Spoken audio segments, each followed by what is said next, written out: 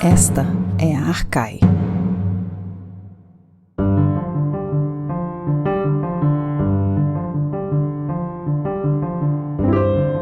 Olá, bem-vindas e bem-vindos a mais um episódio do Podcast Arcai.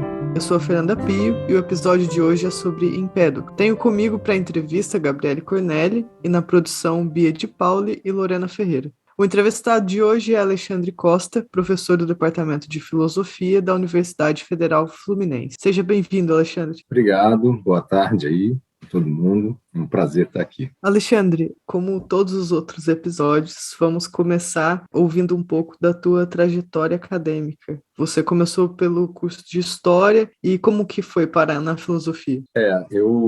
Isso é bem interessante. A minha primeira formação, né, é de historiador e é algo que eu louvo até hoje. Eu acho que foi uma formação, portanto, importante porque ela continua sendo importante, né? E, entretanto, durante o curso de História, ficou bem claro para mim que eu tinha dois pontos de predileção. Um que era justamente a questão da teoria da história, né, que já me endereçava para um caminho muito conceitual em que a gente trabalhava, embora tivesse ali toda, né, uma tradição própria, né, da teoria da história, mas com autores e autoras da filosofia, que foi me apresentando esse mundo. O outro foi a eleição, né, do período histórico que eu comecei, então, a me interessar mais, que era justamente essa antiguidade de língua grega. E portanto, inclusive, o meu trabalho com o teatro começa aí, né? Eu fui orientando do professor Marcos Alvito. A gente teve, àquela altura, eu fiz alguns cursos muito decisivos, né? Acho importante citar algumas pessoas, por exemplo, um semestre inteiro de Tucídides, um semestre inteiro só de Heródoto, um semestre inteiro só com Eurípides, outros com Sófocles, né? Tudo sempre, né, com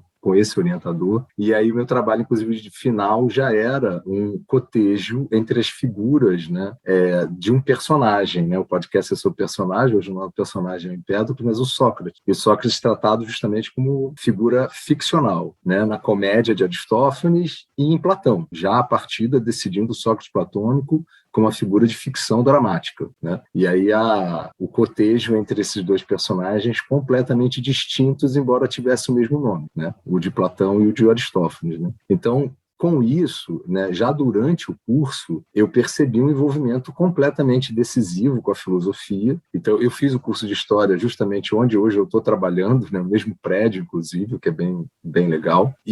Mas aí, então, durante o curso de História, eu percebi que eu queria mesmo era fazer filosofia, né? Apesar de toda a exaltação e do interesse entusiasmo com a História, eu me reconheci ali, né, digamos, muito envolvido com a filosofia e comecei a frequentar o IXIF. E aí, bom, acabei cursando o curso também. E aí, quando chegou o momento de decidir pela pós-graduação, eu decidi, então, trilhar o caminho dentro da filosofia e não exatamente na história, né? Alexandre, muito bem-vindo primeiramente, é um Obrigado. grande prazer ter você aqui. Eu sempre te tive, Alexandre, como um polimatés, alguém que atravessa vários saberes, e acho que você está dando um pouquinho um aperitivo de todas as coisas que você faz entre história, filosofia, teatro, literatura, você não falou ainda, né? Do teu percurso como escritor mesmo, né? Depois eu quero ouvir sobre isso. Mas você tem também uma passagem, digamos assim, geográfica, né? Especialmente entre Alemanha e Brasil. Esses doutorados, essas pesquisas. Conta um pouco como é que se construiu esse percurso, por favor. Isso já tem muito a ver com a minha entrada na filosofia. A experiência que eu tive naquela época me fixa, né? As coisas às vezes mudam bastante, mas assim, acho que sempre ainda, eu convido, né, os alunos sempre a pensar em estudar em outras línguas, quais forem, até inclusive uma questão linguística, né, um enriquecedor de existência conhecer línguas, né. Mas eu entrei ali na filosofia, uma das coisas que eram muito fortes à época era assim, olha, se você quiser dedicar, você tem que conhecer e ler os textos no original. E aí, dada essa formação filosófica, portanto, concentrada, né, na filosofia grega, e aí sim, uma tradição de comentários e até mesmo, né, da filosofia própria, da tradição muito ali, na minha formação unifix, né, de língua germânica, eu comecei a estudar muito grego e muito alemão. E aí comecei a pensar nessa possibilidade, né, de seguir a carreira acadêmica. Bom, vou para fora, inclusive como um modo, né? Inicialmente eu fui justamente para desenvolver a língua, né? No caso do alemão especificamente, não é uma língua que a princípio, né, Não que o inglês seja simples, isso é, né, uma coisa muito questionável, as pessoas têm uma ideia muito equivocada disso, né? Mas não é aquela coisa que você consiga naquele curso de terça e quinta de 9 às 11 evoluir com facilidade. Então eu falei, cara, eu vou para a Alemanha desenvolver, porque eu preciso ler no original, tinha uma série de... E até, inclusive, né, essa coisa ampla da filosofia, várias figuras que eu queria ler e ler bem. Então eu investi em línguas. Eu cheguei lá, na verdade, me encontrei bem, fui bem recebido, as coisas começaram a acontecer, bolsas e tudo mais. E aí isso foi decidindo, inclusive, então, que eu ia ficar... Por exemplo, o próprio tempo de mestrado eu já estava na Alemanha, né? Então, embora eu tenha mestrado aqui pelo IFIX, né, na verdade, eu fico esse tempo, a maior parte do tempo lá já, e aí quando eu vejo, aí fiz doutorado pleno, né, na Alemanha, então teve toda uma autonomia ali, e quando eu vi eu passei 10 anos lá, que foram muito decisivos para a minha formação, quer dizer, acadêmica, geral, pessoal. É difícil distinguir essas duas coisas, né? Então, essa geografia aí, ela é muito marcante, de fato, né? E foi impressionada desse modo. Eu acho até, talvez já aqui, ampliando um pouco, é interessante notar também que dessa formação que eu estou chamando de fixiana, né?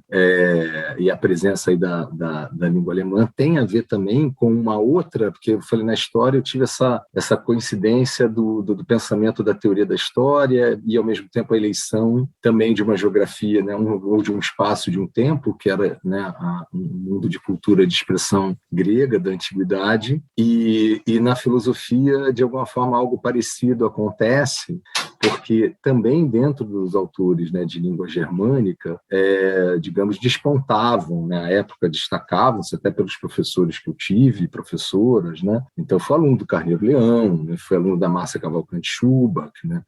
Assim como, por exemplo, a minha orientadora de mestrado, que é uma pessoa muito decisiva na minha vida, que é a Carmen Lúcia Magalhães Paz, era uma estudiosa da sofística, e ela vinha da letras, né? Então ela tinha toda uma relação também com literatura e com a literatura clássica, né, muito marcante na minha formação. Eu que já vinha de estudar o teatro lá com os historiadores e tudo mais, então tudo foi se complementando, digamos, dessa forma, né? Mas, no caso, então, que eu estava dizendo das filosofias de língua alemã, então, eram também filósofos para os quais, desde Hegel, né, até passando por Nietzsche, o próprio Heidegger, que àquela altura era muito estudado no IFIX, né, para os nomes que eu mencionei aqui, né, são notórios e notáveis nesse sentido, eram autores também que tinham, né, na constituição da sua obra, uma relação inequívoca e constitutiva com o pensamento grego. E, portanto, também para conhecê-los bem, você tinha que ter, a meu ver, não podia ser aquela coisa meramente indireta, né? Ah, tá bom, porque senão você vai ficar na mão do Heidegger com relação... E eu dou até exemplo, já que falei do Heidegger, um autor controverso, mas enfim, de qualquer modo você pensa, eu particularmente, o Heráclito Heidegger, por exemplo, é uma leitura muito sedutora para mim, por exemplo, com relação ao Heráclito, e com relação ao Parmênides, por exemplo, não é que eu rejeite, mas assim, percebo claramente que ele é um movimento próprio dele, não é um autor que, por exemplo, me convide, e isso é possível por quê? Porque eu também estou trabalhando lá na fonte, na origem, desde sempre, que os Parmênides aqui, eu não consigo conciliar, né? Então isso me deu possibilidade de conseguir transitar, né, nesses extremos, espero não estar enganado, com alguma fluência, alguma exatidão, que é muito importante, né? Exatidão crítica, né? Precisão é muito importante para o nosso ofício, né? Alexandre, muito interessante esse movimento de buscar sair da mão do Heidegger sobre a opinião dele com relação a outros autores, porque é engraçado, assim, na minha graduação, a forma que eu cheguei no Platão foi através do Heidegger. Então, enfim, me lembrou dessa minha experiência pessoal também. Agora, ficamos sabendo que parte da sua pesquisa é sobre teoria musical na antiguidade. Você pode falar um pouco para a gente sobre isso e também se a música faz parte da tua vida para além das suas pesquisas. Olha, excelente pergunta. Isso mostra, né, o percurso inusitado, né, que às vezes a gente tem, né? Inusitado, mas pleno de sentido. Vocês sabem, eu sou tradutor do Heráclito, né, e quando eu lancei, está fazendo esse ano 20 anos, né, da primeira edição desse livro, dessa tradução, e logo nos primeiros anos, uma coisa que eu me impressionei, que é uma dessas surpresas, isso que eu estou chamando de inusitado, que o livro era consumido por áreas do conhecimento, inclusive no mundo acadêmico, completamente fora do circuito, por exemplo, das letras clássicas e da filosofia. Por exemplo, como teoria musical. Um monte de músicos da universidade, professores, normalmente os da USP, começaram a entrar em contato comigo, né, sobre, de onde você tira essas coisas sobre harmonia? Eles achavam que eu era músico, inclusive. Não dá para ter aqueles comentários sem ser músico. Eu dizia, não, é o Heráclito. Eu não sei, infelizmente, eu não tenho instrução musical nesse nível, embora gostaria de dizer que a música é uma coisa decisiva na minha vida, né? De alguma forma posso me considerar uma pessoa muito musical. Mas, portanto, começa com esse encontro inesperado e muito feliz, que me levou ao contato, inclusive, com especialistas de uma realidade muito dessemelhante à nossa. Como eu falei, são pessoas da teoria, inclusive o que eles entendem de lógica e matemática é uma coisa impressionante, né?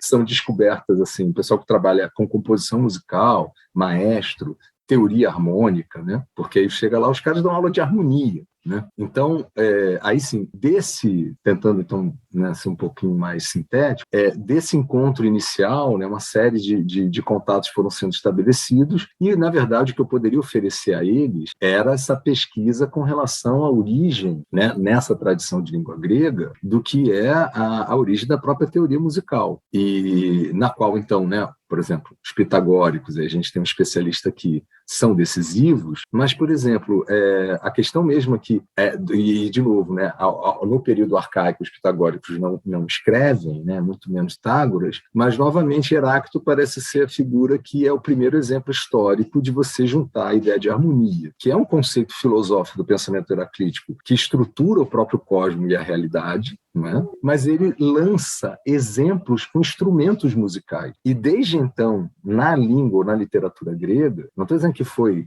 dentro do universo que a gente tem acesso, em Heráclito isso ocorre pela primeira vez, ao que parece. E nunca mais você vê a dissociação da ideia de harmonia com a ideia e com a realidade da prática musical. Eu digo isso porque, por exemplo, em Hesíodo, e assim como na tradição mítica, a harmonia é uma deusa, né? E a princípio não tem relação imediata nenhuma com a música. Isso começa a se configurar na obra de Heráclito, dentro do acervo que nós temos, claro. Então, esse tipo de diálogo e presença foi se desenvolvendo a ponto de a gente ter um projeto de pesquisa em que eu fui, meu pós-doutorado em Berlim, né, na Humboldt, foi relacionado a isso, acho que é isso que disparou, né, a sua pergunta, porque então eu funcionava dentro de um grupo de pesquisa com a bolsa da FAPESP, em que então eu era a figura que nutria, e isso era muito interessante, o pensamento teórico e também a prática desses compositores e maestros, né, com dados relacionados à elaboração histórica do sistema musical. A própria palavra sistema é inexata, né? Os gregos não usavam esse termo para o que a gente hoje chama de sistema, embora a palavra existisse, que só se completa, né? Aí aparece o termo sistema no aristotélico, né? Que é o Aristóxeno. O Aristóxeno é o cara que configurou, a gente fala muito, o Pitágoras, a escala é a pitagórica até hoje, mas até hoje, aí sim, isso é impressionante, é das coisas fascinantes. Quando se toca música, você toca no sistema que foi finalizado por Aristóxeno, e por isso mesmo tem o nome de sistema teleon, né? Foi perfeccionado, no sentido grego, né? Ele foi arrematado, né, com a perfeição do círculo, né? E eu sempre gosto de provocar, né, a potência dessas coisas, para além do nosso conhecimento ou da nossa ignorância, né? Que aí aquela pessoa, eu toco piano de ouvido. Não, eu improviso tudo. Foi engraçado, sempre na escala pitagórica e dentro do sistema do Aristóxeno. De modo que, para variar, a nossa liberdade é sempre uma liberdade com algema, né? Mas, enfim, estou espraiando um pouquinho as reflexões, né?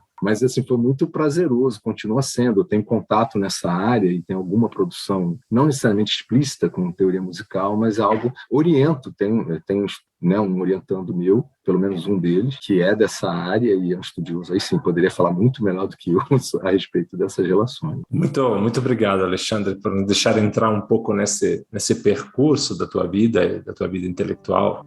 A Lorena nos avisa aqui que o tempo para o primeiro bloco acabou e te agradecemos por isso. Vamos fazer uma pausa e voltamos em breve, já, para falar do Empédocles.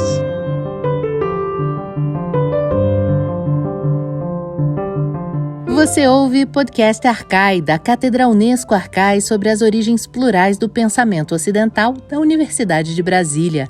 Assine nosso conteúdo no lugar em que costuma ouvir seus podcasts. Fique por dentro de tudo que rola na cátedra em arcai.nb.br e nas redes sociais @arcaiunb. E atenção, Arcai é com CH. Estamos de volta para o nosso segundo bloco com o professor Alexandre Costa para falar sobre a personagem Empédocles. Alexandre, nos dê aí um panorama biográfico da personagem. Bom, pois é. Então, tentando ser bem didático, né, para situar o Empédocles.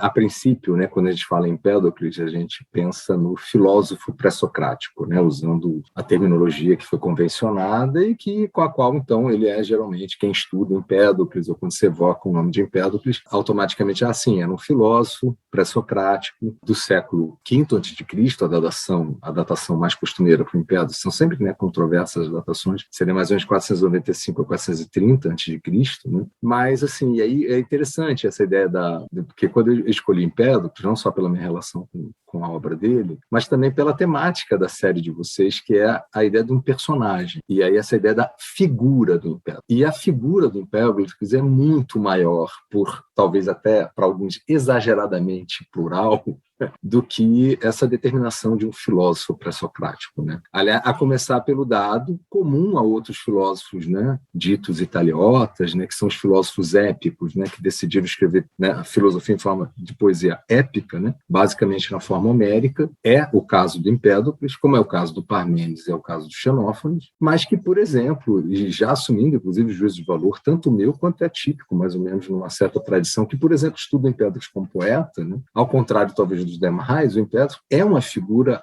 alta, grande, da poesia grega. A qualidade poética do poema, ou dos poemas, isso é uma controvérsia também com relação ao estabelecimento da obra dele, se ele escreveu um poema ou dois poemas, né?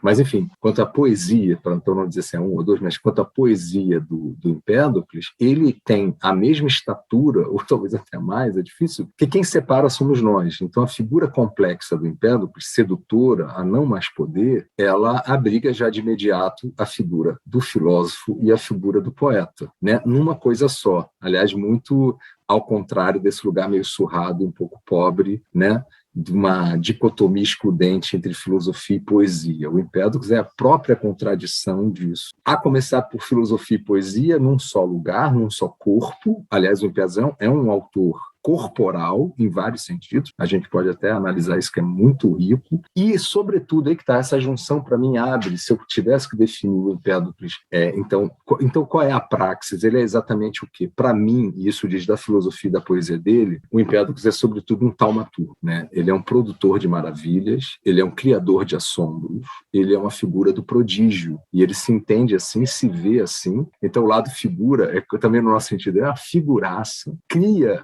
né? Ele realmente acreditava ser um Deus encarnado, que era uma possibilidade da religião grega, né? Há um fragmento que ele diz isso, simplesmente: eu que dentre vós pairo como se imortal fosse. E lembrar, aí não tem como não lembrar, os relatos de Diógenes Laércio e outros tantos que relatam que Empédocles morreu ao se atirar no Etna para comprovar que era um deus. E aí eu sempre brinco, descobrindo ser mortal. Esse tipo de performance, você pensa até em arte contemporânea, eu sempre falo, gente, é imbatível, não tem como superar. Isso é performance absoluta. Então a gente está diante de uma figura do extraordinário num limite que até esse tempo histórico que a gente está acostumado, o Empédocles é dificilmente paralelável.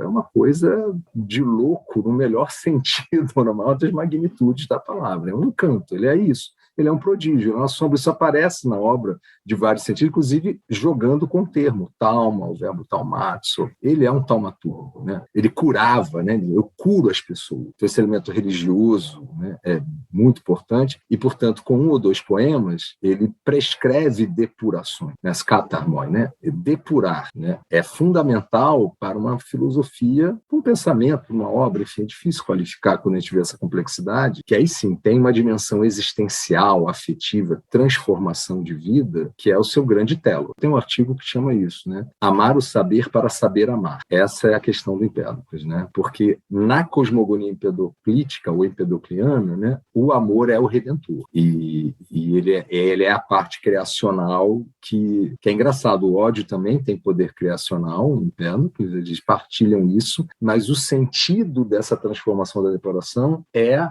aproximar-se do amoroso, né, como citando o autor, né, elaborando e realizando obras de concórdia. Alexandre, de fato fascinante esta figura do Empédocles, você tem toda a razão. Vamos dar um passinho atrás e conta um pouco para a gente qual é a polêmica, ou pelo menos o debate, sobre essa ideia de haver 2 poemas de Empédocles, então, que é aquilo que nós temos de fato dele escrito, e conta um pouco mais também, se você puder, dos títulos dos 2 poemas, o que eles querem dizer em termos de quem foi Empédocles e qual foi a sua filosofia. Sim. Então, o Empédocles teria escrito, né, como quase todos os autores aí, sim, da época, né, com esse cariz, com esse perfil, um perifícios, né, no caso, a gente tem lá o vício tratado, assim, um poema acerca da natureza, e teria escrito, né, concebendo a possibilidade de 2 poemas, o segundo poema se chamaria justamente as katarmoi, né, as depurações ou purificações. Eu particularmente prefiro a tradução para depurações, apenas para não confundir com certos sentidos posteriores, igualmente religiosos, né. Então, mas de qualquer forma, katarmoi e perifícios, né. Então, os especialistas se dividem até hoje muito se são 2 poemas, né, ou se é um poema só. Claro que, sendo didático, mas é um pouco óbvio, isso dada a natureza também do nosso legado, que é fragmentado. Então, a gente tem fragmentos do Empédocles, e eles, então, aí que está. Para mim, a questão, basicamente, eles seriam desiguais com relação, no fundo, ao tema. A obra do Empédocles, ela tem 2 movimentos claros, e isso animou a possibilidade de separar as obras, como se fossem 2 obras. Uma trata de uma coisa, outra trata de outra. Assim como, para mim, é plenamente possível que tenha sido um único poema que se desenvolve de um lugar para o outro. E, para mim, Alexandre, o mais importante é essa compreensão. O caráter integral do pensamento dele, do pensamento, portanto, filosófico, poético, taumatúrgico do Empédocles há uma concepção muito complexa do que seja o cosmo, e, como eu costumo dizer, né, toda a física grega ela sempre foi uma ética a um só tempo. Então, o movimento que eu vejo no Empédocles é a descrição do cosmo e, internamente ao cosmo, aí sim, a delimitação do ethos humano. E,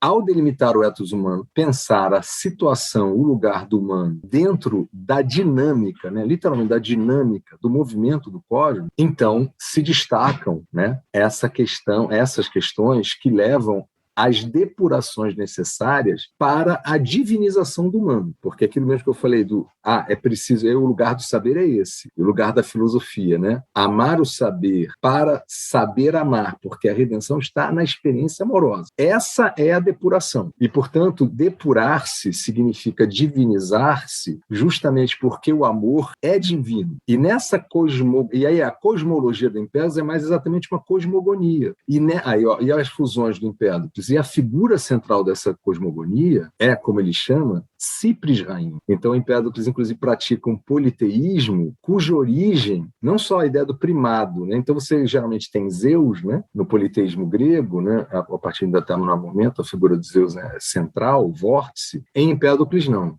É Afrodite. Cipris é um nome cipriota de Afrodite, aliás, ele fica variando os nomes da deusa, mas ela é não só o centro, como ele aponta, tem um fragmento, eu sou ruim de números, né? Talvez eu não lembre agora o número do fragmento, mas assim, ele aponta inclusive para um tempo primevo em que essa é a divindade original. Ele fala, aquela época, ou naquela era, nem Zeus, nem Hefesto, nem Hera, aí cita vários deuses, mas apenas Cipris Rainha, justamente o fragmento. Apenas Cipris Rainha. Então, o processo de retorno, né, numa dinâmica circular do próprio tempo, é o amorável, tornar-se amoroso, aproximando-se da divindade original, e por que original? Criadora, e sempre central, né? Ela mesma, e aí aproveito para falar do tal materialismo, a materialidade corpórea do pensamento do Empédocles, né? Ele pensa justamente uma dinâmica tão incessante de realidade, olha, isso é de pasmar. O Empédocles nega a physis com o sentido de criação. Eles querem benefícios, mas não estamos falando de criação, porque as coisas, ele diz, o nascimento é uma ideia de alguma forma falsa, a morte também, não há finalidade imperecedora à morte, esse é o fragmento 9 ou 8, os dois se complementam, agora também vou confundir, porque a ideia da dinâmica é tão real, porque essa divindade troca formas, pondo nascimentos e cadáveres, né? É um fluxo tão incessante que as próprias passagens, elas seriam, e ele mesmo diz, falamos assim, e também eu, por hábito de linguagem, outra coisa maravilhosa, que é preciso comunicar. Mas tudo isso, assim, físico como criação não há, morte também não, porque a morte não é finalidade, né? Então, na verdade, ele nega a finalidade à morte, né? O que há é uma troca. Aí você fala, ok, tudo bem, a transmutação, muita gente pensou isso, mas ele pensa isso com radicalismo a ponto de questionar o uso desses termos, né? Sublinhando sempre o quanto que eles estão, na verdade, traem o próprio pensamento e a sensibilidade deles. Ele tem, inclusive, uma ideia muito imagética dele ver essa circunfenricidade do cosmos em pleno movimento como algo lá de um visionário. Aí entra de novo, né, o modo Empédocles de ser, que aliás é o fragmento 35 dele, uma das vezes que ele fala dessas coisas das maravilhas. Ele descreve então a deusa trocando e como é que as coisas vão se trocando, nascendo e morrendo, e aí ele termina dizendo prodígio deslumbrante de se ver, né? É uma figura do espetáculo, né? O cosmos é um espetáculo incessante que ele tem, aí sim, divino, ele tem o privilégio de ver com a clareza, né, do espírito. Impressionante, Alexandre, esta imagem que você nos traz de um Empédocles como Theoros, como o espectador, que é uma figura já homérica, né? Já antiga, né? Essa ideia de você olhar para o cosmos e ficar tomado por esse espetáculo. Antes de você pensar sobre ele, você vive o espanto, né, disso. Acho muito interessante, eu nunca havia pensado como isso de fato é importante para entender Empédocles, né? Uma pequena pergunta, se você me permite, nesse mundo todo, entre deuses e amores cósmicos, digamos assim, qual é o lugar do ser humano para Empédocles? Então, o lugar do ser humano, e aí são, por exemplo, então a sua pergunta agora estou lembrando, partiu da divisão das obras, né? Então eu acho que o importante é ver que toda essa descrição dos pormenores do movimento cósmico atendem talvez essa finalidade ética, moral, religiosa, sacralizante do pensamento do Empédocles, que é a depuração do humano de si mesmo. Eu gosto de dizer, isso é um catarmoi, né? Que a catarse que está em jogo aí, em Empédocles, é o humano vomitar-se de si mesmo até o humano desaparecer de si, né? Não é claramente uma ideia de subhumanização, é de sobre-humanização, mas divinizar-se significa, de algum modo, desumanizar-se, né? Então, olha lá, para além ou aquém, não sei, do sub ou do sobre, é preciso desumanizar-se, né? Essa possibilidade de deixar de ser humano para ser divino, ou tão divino quanto é possível esse humano, porque, inclusive, elencado numa tradição mitopoética, não apenas, mas a referência a Hesíodo é textual, por exemplo, né? A figura humana, como só ser nessa tradição, é uma degeneração dos deuses, né? No termo eu gosto de degeneração porque é isso, é um subgênero, né? Então você cai. E aí é claro que o Empédocles revela uma visão, voltando à ideia de visão, trágica de existência da situação do humano, que se cura pelo amor das suas chagas. E esses são os fragmentos, por exemplo, que foram organizados, né, seja um ou dois poemas, mas eles ficam no final, né, na clássica ordenação do Dios, porque ali você vai vendo, né, o tom com que o Empédocles embala, e eu vou usar isso porque é uma imagem que ele usa lá, embala o humano na sua concepção, tentando traduzir nesse embalar a própria situação humana. Alguém vestido numa estranha túnica de carne. Não sei de onde cair para cair neste antro, né? Eu posso ler aqui, que é lindíssimo, e ele tem a compaixão, é uma coisa importante, porque ele escreve, né, apenas para ti essas coisas eu faço, esse para ti é humano, assim como o poema, ou os poemas são endereçados a Pausânias, escuta Pausânias, tu, filho, né, de Arquipo. Então tem um endereçamento claro no poema do Empédocles, que é para esse humano em geral, e convidando justamente essa, entre aspas, desumanização, que na verdade é a possibilidade de divinizar-se, né? Porque a situação cheia de... Eu estou citando os fragmentos, tá, gente? Assim, cheia de gemidos e dores e plangentes súplicos, é o que caracteriza o humano, né? Nessa limitação, a imagem, portanto, da caverna na República é claramente antecedida pelo poema de Empédocles, e aí, né, estamos aqui conversando com alguém perito nisso, é muito importante salientar as crenças locais do mundo em que, mais específico, do qual Empédocles fez parte, que é uma tradição, por exemplo, Eu não vou saber dizer se ele praticava ou não isso, né? Mas até hoje você vai à Sicília, a Sicília católica, as catacumbas, né? Uma tradição da cultura da catábasis, né? Uma coisa impressionante, né? O realismo corpóreo da visita ao Hades, não é o astral, o transcendental, isso tudo é físico para essa tradição. Por exemplo, um momento poético lindíssimo, dentre muitos, né? Ele tem um verso que ele vai dizer assim: então reconhecerás a força de um homem morto. Então, esse mundo subterrâneo, absolutamente vivo, né? Entre aspas, também as contradições desse pensamento, literalmente muito vigoroso para a figura e para o pensamento do Empédocles, mas que, portanto, traz, né, ou pinta com tintas trágicas a existência humana e prescreve para ela uma superação dessa tragédia, desse drama todo particular, ainda que universal, né? Universal para esse ethos, e, portanto, ele precisa de um cuidado, uma ética própria para a singularidade trágica do humano, porque são fragmentos que sobraram de forma muito econômica, né? Você tem alguns fragmentos, tem 20, 22 versos. Esses finais são uma sequência incrível, né? Eles são super curtos, né? Mas, por exemplo, pegar aqui, deixa eu ver. Você tem tradução minha, tá? Eu tenho traduzido, então eu estou usando aqui, salvo a exceção, e aí eu adoto a belíssima tradução do José Cavalcante, né? Mas eu tenho traduzido os poemas, esses aqui eu vou usar minha tradução. Então, por exemplo, fragmento 114,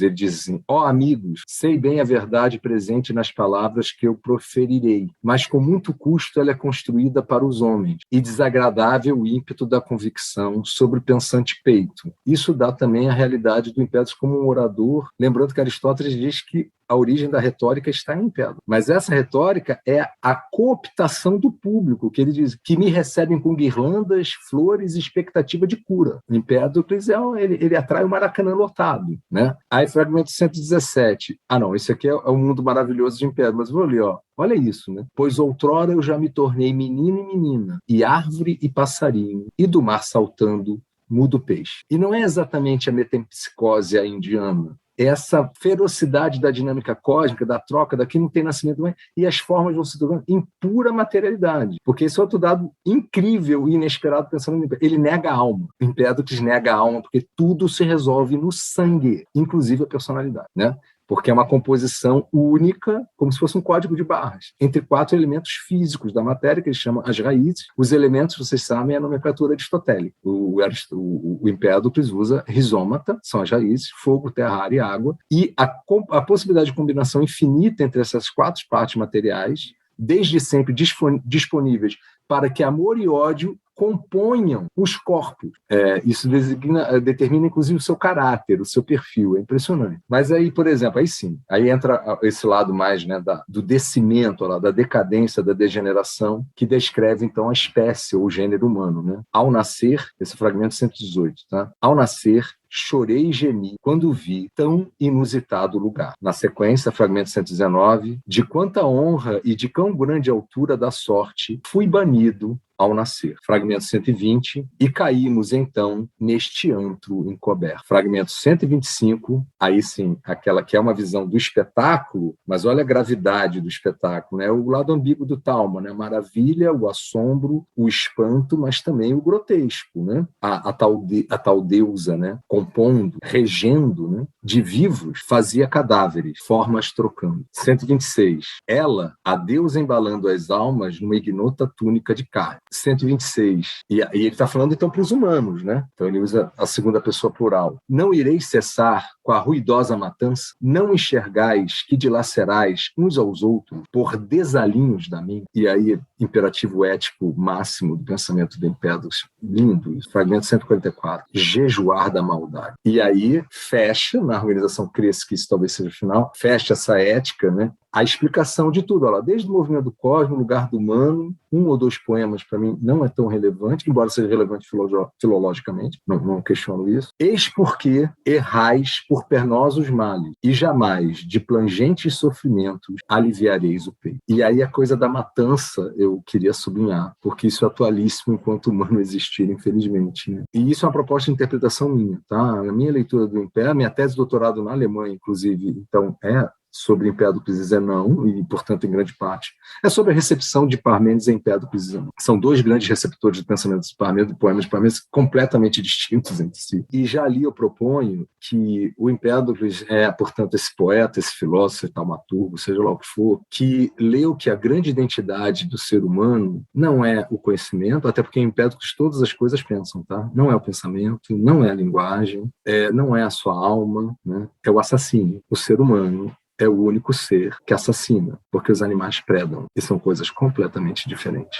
E essa é a degeneração. O ser humano mata o seu igual e mata também o outro. Isso fez do Empédocles, pelo menos nessa tradição que tardiamente ou posteriormente foi chamada de ocidental, o primeiro teórico, do vegetarianismo, né?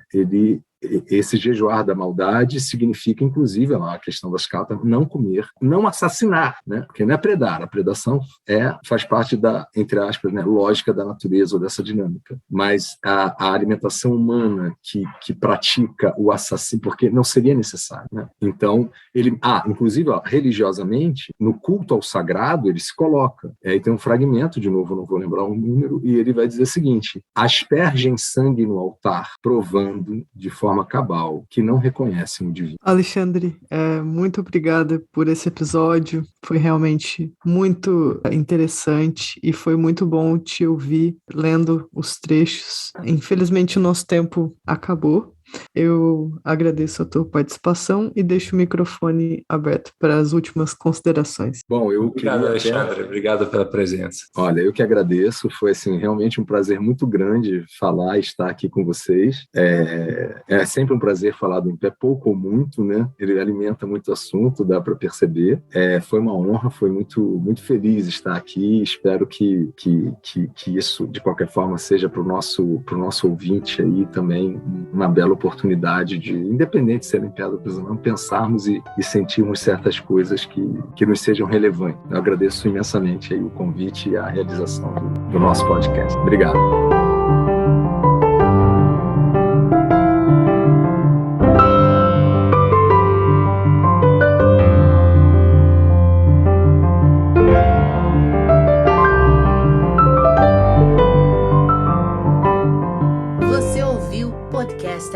Da Cátedra Unesco Arcai sobre as origens plurais do pensamento ocidental.